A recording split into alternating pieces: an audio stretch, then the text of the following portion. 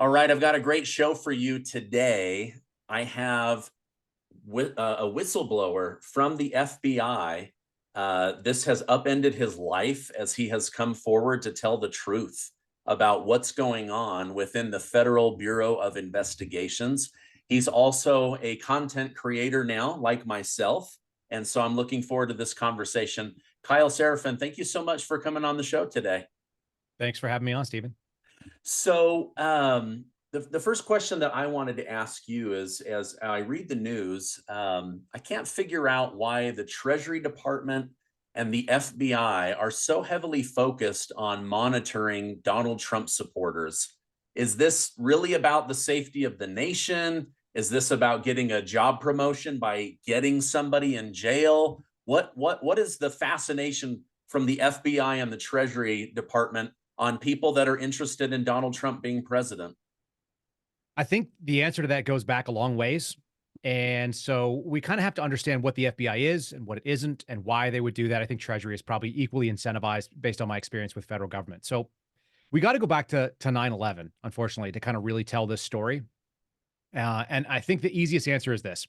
After 9/11, September 12th, 2011, I'm sorry, September 12th, 2001, we had a federal agency that basically was given a mandate that changed and fundamentally altered the way that national security is looked at in this country. And so we've kind of grown up with that for a long time. Like I'm 42. So a lot of my childhood was one. And then we had this massive crossover. And the change was from here on out, no American will die from terrorism on American soil.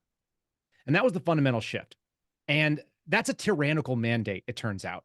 Because when you accept a zero fail mission, whether it be in the military or in law enforcement or intelligence, you've now given all the players that might otherwise be interested an opportunity to exploit.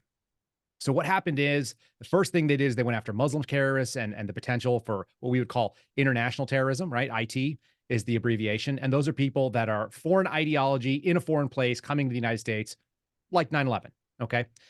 After that, they sort of ran out of that pretty quickly. Our US military does a great job. We were tying them up overseas. They were doing lots of kinetic strikes and all the things that make terrorists have to focus on their own backyard, not ours. So we actually ran out of what we would call IT in that time frame. And so they started looking for the next move. What was the next move? We're going to get to why Donald Trump supporters were the final stop or the stop that we're at on this train.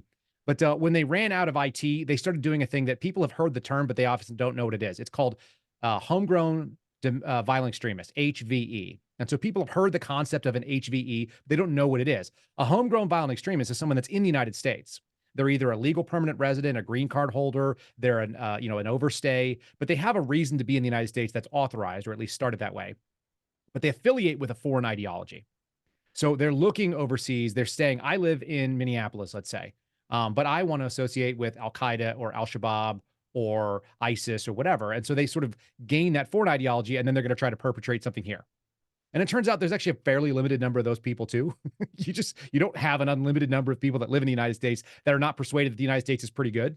And so we ran out of those as well. And that's when, because they were already looking domestically, the intelligence agencies were able to kind of develop this thing of the domestic terrorist. Now it's always been there as a like a green ideology, or they had some issues with the militia movements back in the 90s and so on. There's some real problems with those as well. But when you get into the sort of modern iteration of it, they kind of moved to this idea of domestic violent extremists or DVE, and then they just opened up the bag to going after, militias, and then they started going after people that they are now calling anti-government, anti-authority violent extremists, aka Trump supporters. These are people that are looking at our federal government and the way that the world is looking right now and saying this is not what our founding fathers thought about. The anti-federalists were right. The federal government is overreaching. And that's an existential threat to people who work for the federal government. Like, that's their job, right? So they're actually incentivized because that's where the money was following. The money was tracking from IT to HVE to DVE. And there's a bunch of financial incentives to the point where the FBI was so heavily focused on these Trump supporters, on people that are otherwise sort of, they may have some ideologies that are unsavory, but they're still First Amendment protected.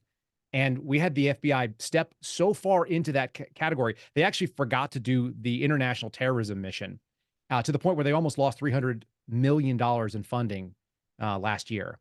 It was just an absolute failure to properly budget their resources because they're so obsessed with chasing the easy wins. And there are a lot of easy wins because that's what January 6th represents to the FBI. So hopefully that kind of makes some sense. It's kind of like the oldest reason, which is just basic, greed and sort of the easy low-hanging fruit at this point. Yeah, this reminds me of like an episode of The Office where Oscar is trying to explain to Michael Scott, like, if you don't spend all the money, they think you need less, and so they shrink your budget. And he's like, "But so what do we do?" And like, you go spend the money. You come up with reasons to spend the money and justify that bigger budget. That's exactly what has been happening. Is like they've run out of people to go after, but this idea that everyone who's anti-government is evil. I mean, I'm a libertarian. I'm extremely anti-government. I want them out of every aspect of my life. I want them out of my money, out of my religion, out of my family. I understand, the government is there, and there is good within the government, but I'm very anti-government as far as, the government doesn't do a lot of things well. I Bloated would budgets and mistakes and I would say the government is the worst solution to any problem, even when they're the only solution to the problem. So sometimes we need to have government, but it's always going to be terrible because government is inefficient and it's, mechanically designed to be terrible at what it does. A little great example of that office statement you were talking about, go out and spend the money.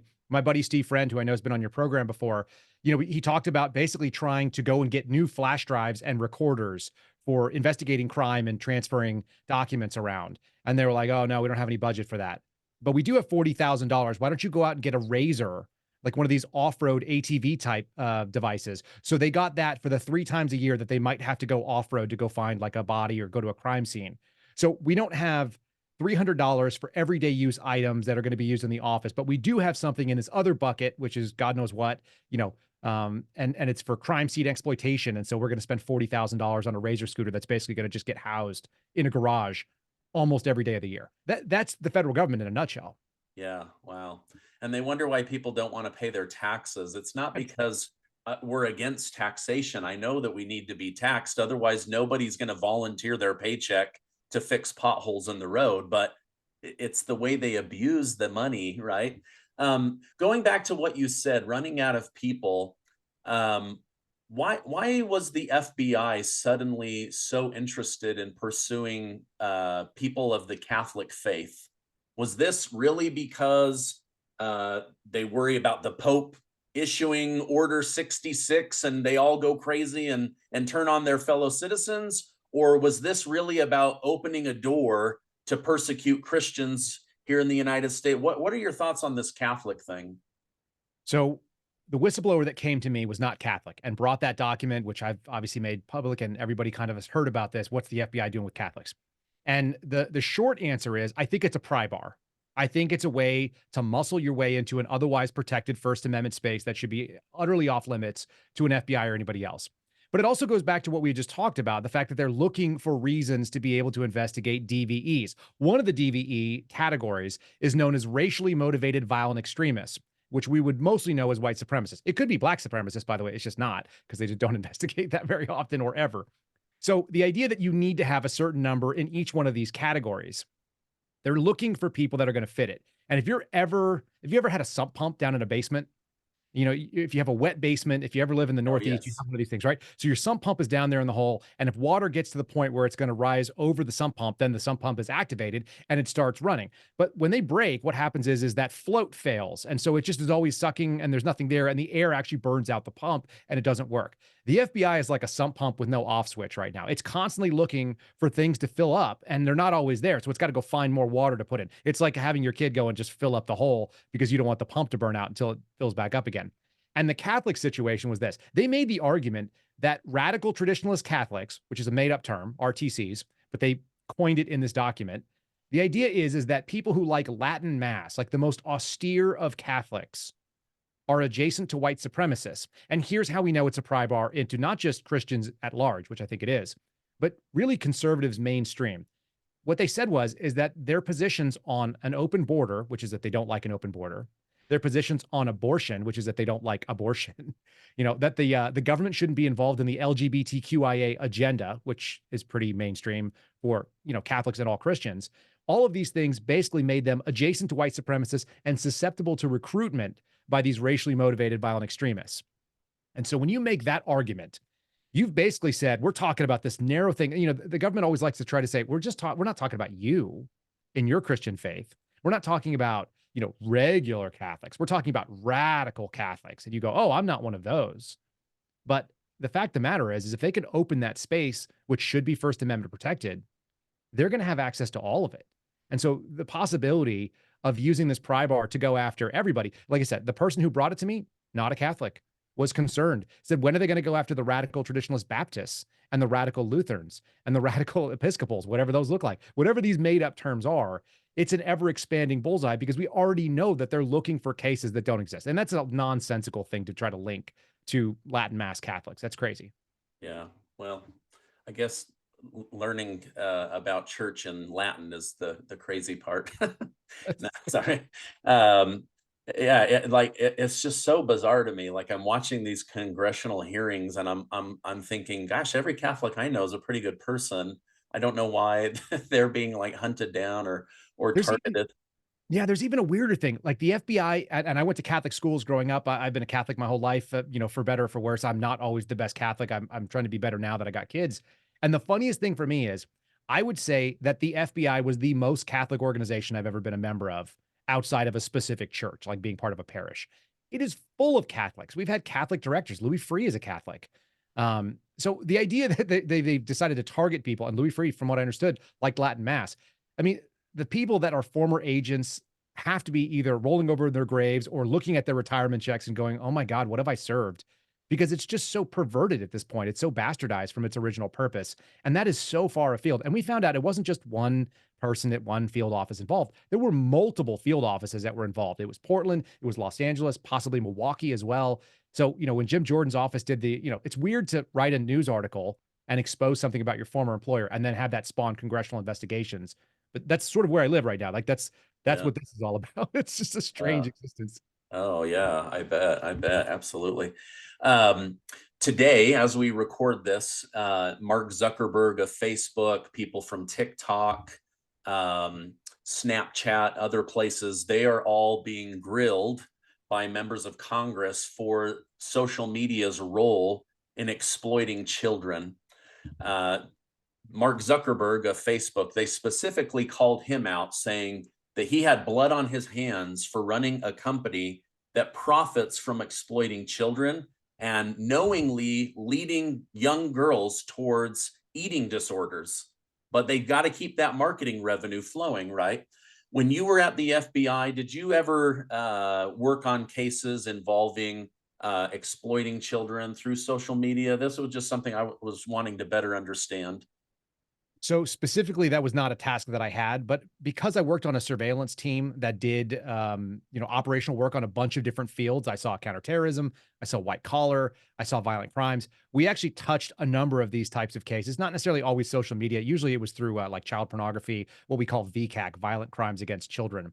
And that spans the gamut of people that are exploiting from social media, or they're specifically filming child pornography and distributing it and so on, or they're abusing kids. So there's a kind of a big range on that. I've seen some of it. And interestingly, I did have visibility because there was this weird situation called sexploitation. Are you familiar with this one? Yes. The FBI didn't want to touch it. They said sexploitation, not sexy to us, not going to get us a lot of statistics, not going to bring in more budget, not going to be. And then suddenly we had a couple of kids kill themselves over it. And that's obviously using either social media, which is where they're found. That's how they target these kids, usually young boys that are in their teenage years. And they coerce or catfish or whatever you want to call it, them into sending sexually explicit photos, which, by the way, that's child pornography. That person's now guilty of trafficking in child pornography. And then you end up with these, demands for ransom and money and so on. And sometimes these kids basically have really, really awful situations. I actually had a personal friend that came to me with one of these cases. And I said, essentially, this is a numbers game for them. They basically go at you until they can get money. And if they can't get money, they move on to the next guy. There's no upside into them, exposing anything. So your risk is pretty minimal. There's not really any, real exposure likely, because if they do, the platforms are going to be guilty and so on. But the idea that this stuff is out there is really obvious. I think it's obvious to most people that worked in the FBI. And I think the saddest thing is that we could have there's roughly 14,000 FBI agents, a little bit less. If you had every single one of them working on child exploitation, child sex trafficking cases of all kinds, including social media, every single day, we'd never run out of work. You could literally ignore every other type of work there is, and there's an unlimited amount of work there. And instead, they're doing things. The opportunity cost is that they're going to go after people in front of abortion clinics, and they're going to go after people that were at January 6th and so on, because that's where the funding is. And so it's interesting that Congress is talking about it. I think sadly, put your money where your mouth is, put some funding behind it and take some funding from some other places. That would be the right move, is some allocation movements. And until we see that, I mean, these are all bread and circuses from my end of it. It's people talking about stuff with no real action happening. The rubber doesn't meet the road with this stuff. Yeah, how about take some of that out of Facebook and then clean it up on Facebook if they're not going to clean it up themselves. Really quickly, just so that parents understand this, because you may run into this. I've had to speak to my own teenage children about this. Basically, what happens is these predators, they start making friends with your children through Snapchat or Instagram or something like that, B-roll. And then they pretend to be, let's say, like a cute girl their same age, and they flirt with them while they're playing video games. And then a little while in, they send them a picture. And it's not them, but these boys' brains are like, oh, there's a cute girl, right? And then they're like, hey, why don't you send me a picture? And then they talk and they start asking questions that are starting to arouse the person. And then next thing they're like, hey, why don't you send me some pictures with your shirt off? Why don't you send me, some racier photos?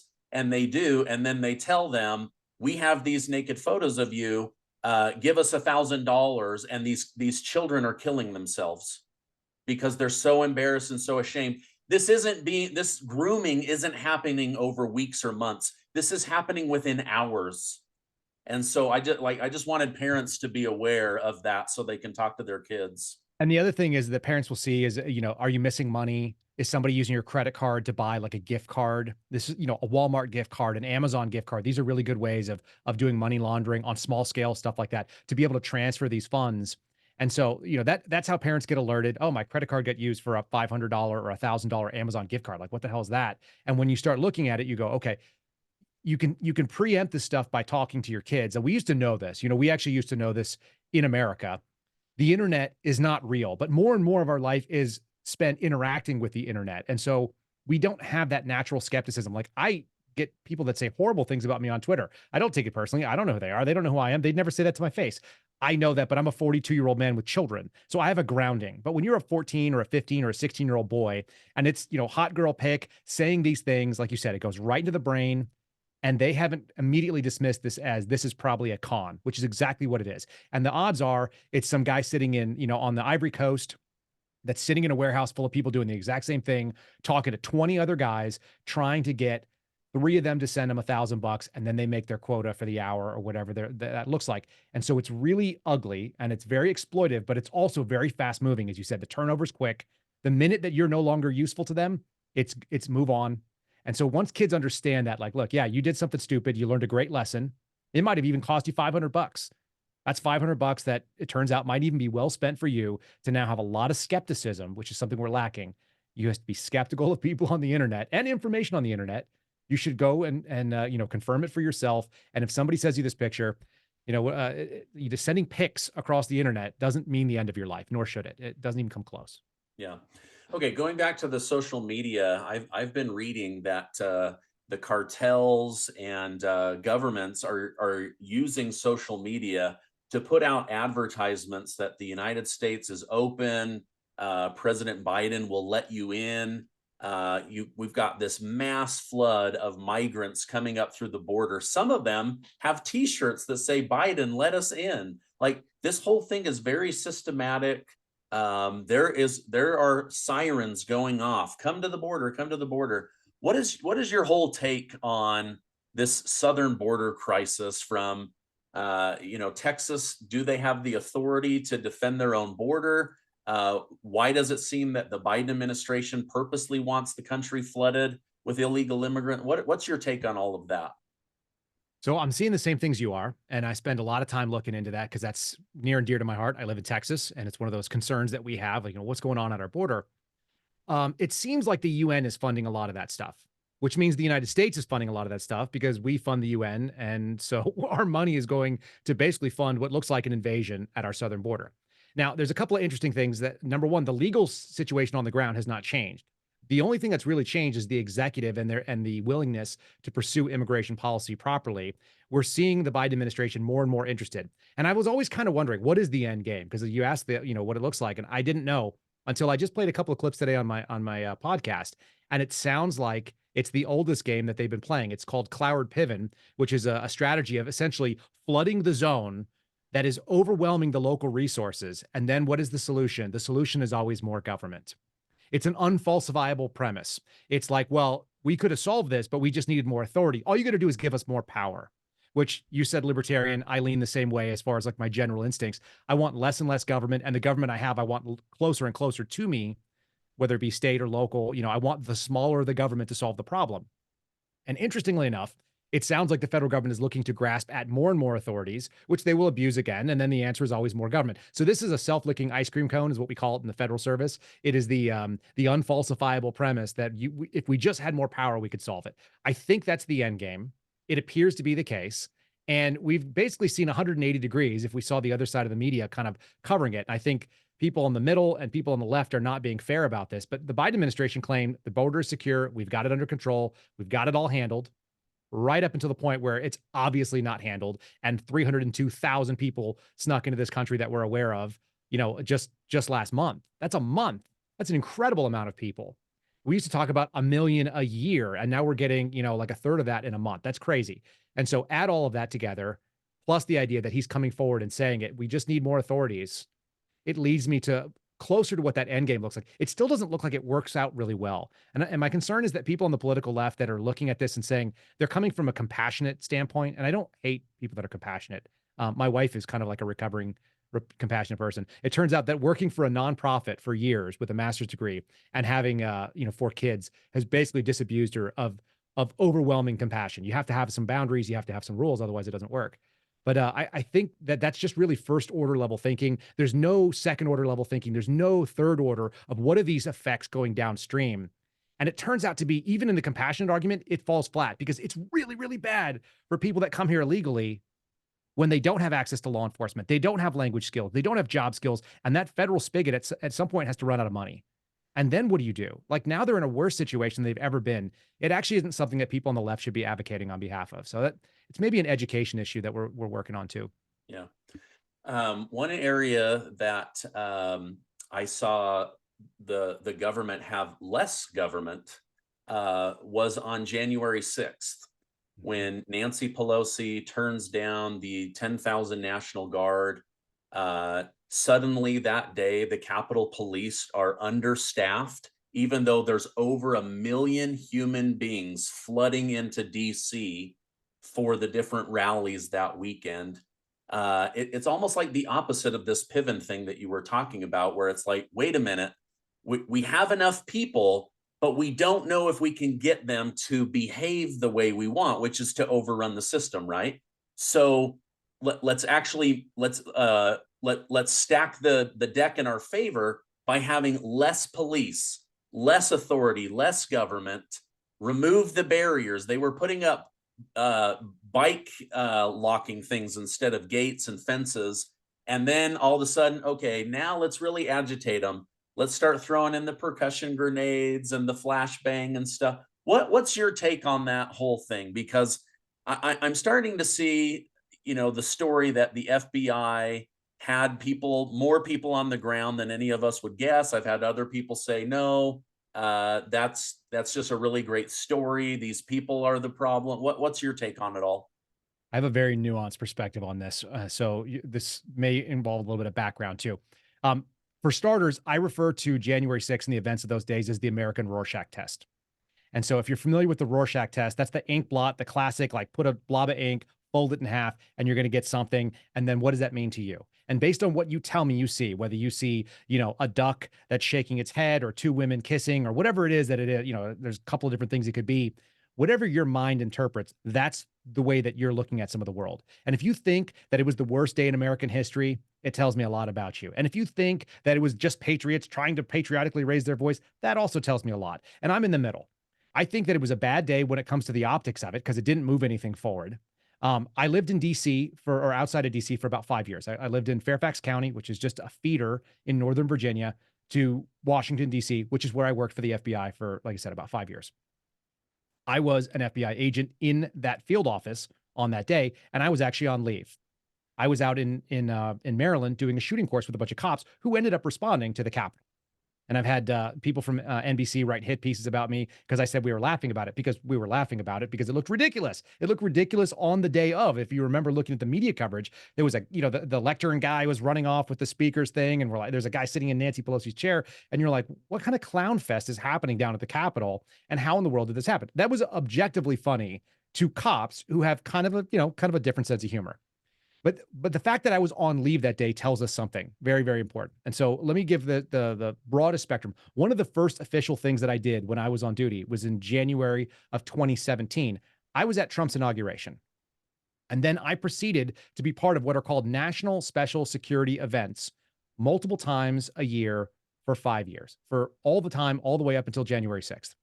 And I don't hear a lot of this being talked about in any media, let alone mainstream or otherwise. It's just not very well known that you can declare, and the Secret Service is the one that does it. It's DHS, but specifically Secret Service, declares an event in Washington, D.C. or other places as a national special security event, an NSSE, and it unlocks all these federal powers. There's actually federal law, and there's also some policy that says DHS is the primary agency, the Secret Service is the one that takes point, and they coordinate a response to a large event that is going to happen that's going to be of national significance. Example, every single year we have what's called the State of the Union address. The president at a regular time is going to leave the White House and he's going to go over to Congress and be exposed, whatever, and give this speech. And a lot of people protest and a lot of people show up and they celebrate. It's this big political event. Because of what that event is, it's an NSSE every year. There's also a 4th of July parade. That's always an NSSE. Every inauguration every 4 years is an NSSE. These big events that happen where we know there's going to be 300,000, 500,000, a million people. The March for Life is a good one. Those are all NSSEs, and they're regularly declared. And then by statute and by policy, DHS runs it, specifically Secret Service. Okay, that day was not declared an NSSE. When you have those days declared, everybody is on standby. There's two things that happen. Number one, all the federal resources come into play. Department of Energy brings out their teams and they sweep for dirty bombs and their radiation detectors. You've got the FBI's dive team is out on a boat and they're running up and down the Potomac looking for bombs and making sure nobody's going to bomb the bridges. Okay, or put something in the water. You've got the Park Police, which is another federal entity that has a helicopter. They're the only one allowed to fly, and they fly over the national capital region. They look for problems and they cite it from their helicopter. So you're getting kind of the picture. There's a lot of resources. There's also local resources like the DC Metro PD. They get their entire riot squad squared away, and those people are all stood up. And then even if they don't deploy, they're paid overtime because the federal government's fitting the bill. So everybody loves the NSSE. They have anti-scale fencing. They've got contractors to provide it. We saw it for Biden's inauguration. If anybody remembers what that looked like. Yeah. Just a couple of weeks later, we suddenly had an entire lockdown, and I was working that as well. The entire DC area was locked down with, like you said, the right kind of fencing, anti-scale, 8 foot tall. I think they're 8 feet tall, and they sway, so you can't climb them real easily. So interestingly, January 6th was set up to be a failure. It always looked like that Admiral Akbar kind of meme that you see. It's a trap. That's what it felt like from the outside when I lived there. I was like, man, you don't want to go there. I talked active FBI agents who wanted to go down there and voice their protesting. They wanted to be part of the rally and they wanted to, have their First Amendment rights recognized. They wanted to take leave. I talked to a couple of guys out of it. It probably saved their career. There was no good reason to go down there, only because it looked like a trap from the outside, from me. And the second thing is you talk about guys on the ground and all the kind of things that are going on. We just talked about how the FBI has this major incentive to find domestic terrorism. Every one of these incentives is not just at the agency level for the whole FBI, it's also at every single field office. And there are 56 field offices, which means you have 56 independent laboratories of senior executives that if they hit enough numbers, whether it be total arrests or the DEI events that they have, which they do, and whether it be the right number of terrorism cases, whether they use surveillance the right number of times, they get Title III wiretaps or FISA, et cetera, et cetera. If they get enough of those things, they get a 5-figure bonus, which most people don't know. They're called the Senior Executive Service. They get off the GS pay scale. So I was a GS 13 when I left. You're a GS 14, you're a first-line supervisor. A 15 is the second-line supervisor. And then usually the top guy or gal at a field office is an SES. and they make between $30,000 and $55,000 a year if they hit their bonus, and their paycheck otherwise is like $175,000 or $180,000. So it's a big deal to get a $30,000 or a $50,000 bonus, and they're incentivized to get those numbers. So every single one of those field offices was trying to get their domestic terrorism numbers, and they all had an independent reason for sending sources and undercovers into that crowd, which is why the FBI has such a hard time finding those numbers, because there's a ton of field offices, and some of those sources probably traveled on their own, because now you've got all the sources, and all the sources want to make money too. And the way that the FBI pays sources, which is going to possibly blow your mind if you haven't heard this, we pay sources in cash. Okay. It's Okay. totally unaccountable, and it's signed on by a name that's fake. So, Stephen, if you are my source and I want to run you, and I could call you like White Hoodie, that would be your name. And so you would sign it. White Hoodie received, let's say, $5,000 for information about whatever it was, or helping this prosecution. You know, there could be as much as six figures when it comes to the counterterrorism investigations, because people make a couple $100,000 a year. Not many of them, obviously, but the professional sources literally run around and live on the FBI in cash with no reportable income, which sounds kind of cool if you are that kind of person. However, the concern the American people should have is that you have people that are receiving huge amounts of cash that are independently motivated to move these cases along. And oh, by the way, we saw what happened in Gretchen Whitmer. That was not an anomaly. That's the standard. So FBI counterterrorism cases, I would say by default, they're morally equivalent to entrapment, whether or not they legally meet that definition. And so that should probably scare people quite a bit. Yeah. Wow. Oh my gosh. Long-winded answer. Sorry about that. No, that's that. Everybody keeps trying to fit, because I was grossed out by the day too. I was watching it. I was going, oh man, this is terrible. Why are these people doing this? Right. But I didn't know about like all of the things that were agitating people. I didn't know about people in the crowd.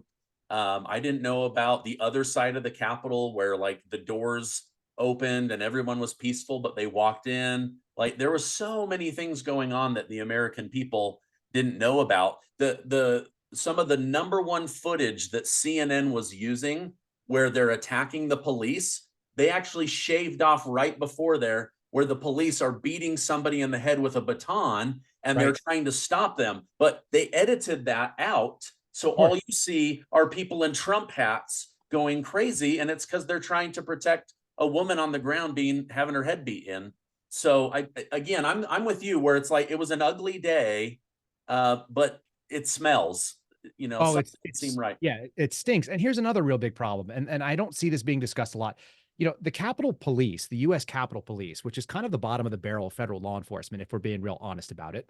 They're not an elite organization. I'm not mad at them for doing the job, but they're glorified security guards that basically maintain physical security of the premise. It's like the FBI police, who there's some really nice people that work in that role. But if you heard FBI police, you wouldn't know that that's basically an armed security guard that only has authorities to keep the FBI buildings safe. So they're not real police per se. It doesn't mean that they don't have a good mind or the capability, but that's just not what their role is. And so the role of the United States Capitol Police is securing the Capitol on any given day. How much time do they spend doing riot work? How much time do the average officers get in what we call less than lethal munitions, which is throwing those concussion grenades, or you know, doing the paintball guns, or they're pepperballing people, or they're spraying with the OC spray?